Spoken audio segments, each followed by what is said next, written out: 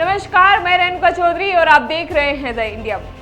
हाल ही में एक ऐसे नाम ने सुर्खियां बटोरी है जो पहले शायद ही किसी के लिए जाना पहचाना, और वो नाम है जस्टिस यशवंत वर्मा। ये नाम अचानक से चर्चाओं में आया जब उनकी कड़ी टिप्पणी और कुछ फैसलों ने न्यायिक दुनिया में हलचल मचा दी। उनके बारे में जानने से पहले हम ये समझ सकते हैं कि आखिर वे कौन हैं, क्यों आजकल उनके फैसले मीडिया की सुर्खियों में बने हुए हैं।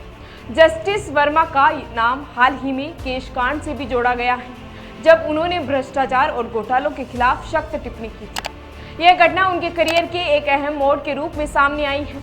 हालांकि उनके बारे में कई बातें अभी स्पष्ट नहीं हुई है, लेकिन उनके 5 अहम फैसलों ने उन्हें न्याय की दुनिया में एक महत्वपूर्ण जगह भी दिलाई है। जानकारी के मुताबिक ये विवाद उनके आवाज से जली हुई नकदी बरामद होने के बाद सामने आया है। जस्टिस वर्मा की घर से 14 मार्च को आग लगने के बाद कथित तौर पर 4 से 5 अधजली बोरियों में नोट मिले थे, जिससे मामला और गर्म हो गया। बताया गया है कि इस घटना के बाद जस्टिस वर्मा ने उच्चतम न्यायालय द्वारा गठित 3 सदस्यीय इन हाउस जांच समिति के सामने पेश होने से पहले वरिष्ठ वकीलों से कानूनी सलाह भी ली है। इस मामले में जस्टिस वर्मा की स्थिति को लेकर विवाद अभी भी गर्म है।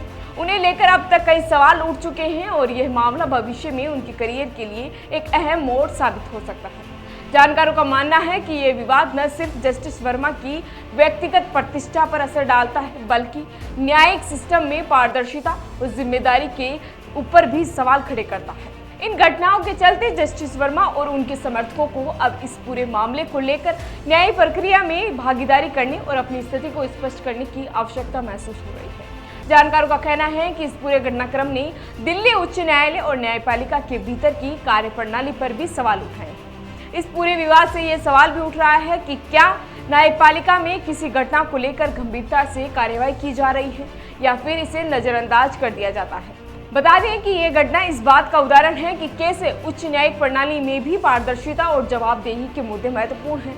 वो ये दर्शाता है कि कोई भी व्यक्ति, चाहे वह न्यायाधीश हो या सामान्य नागरिक, अगर कानून का उल्लंघन करता है तो उसे कानून के मुताबिक सजा मिलनी चाहिए। जस्टिस वर्मा के खिलाफ लगे आरोपों की जांच अब कोर्ट में एक नए अध्याय की शुरुआत कर सकती है, और यह देखना दिलचस्प होगा कि उच्चतम न्यायालय और संबंधित जांच समिति इस मामले को किस दिशा में ले जाती है।